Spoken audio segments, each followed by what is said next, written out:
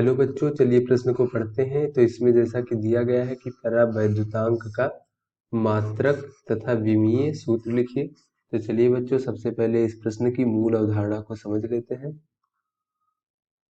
बच्चों, जैसा कि हम देख रहे हैं कि इस प्रश्न में परावैद्युतांक की बात की गई है, तो चलिए देख लेते हैं परावैद्युतांक क्या होता है।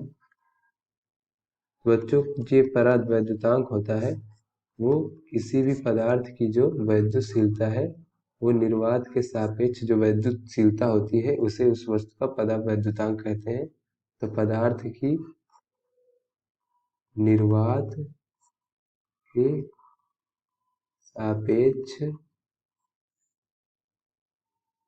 वैद्युतशीलता जो है उसे हम लोग परावैद्युतांक कहते हैं।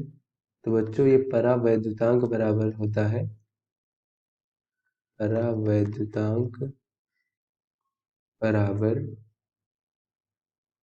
पदार्थ की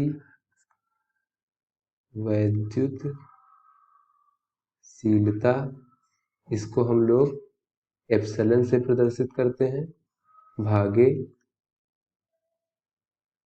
निर्वात की वैद्युतशीलता।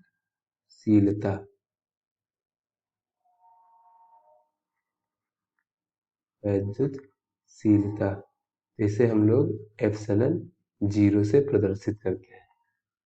तो बच्चों, जो ये परावैद्युतांक होता है वो पदार्थ की वैद्युतशीलता एप्सिलॉन कुछ इस प्रकार से और निर्वात की वैद्युतशीलता एप्सिलॉन 0 के अनुपात को परावैद्युतांक कहते हैं।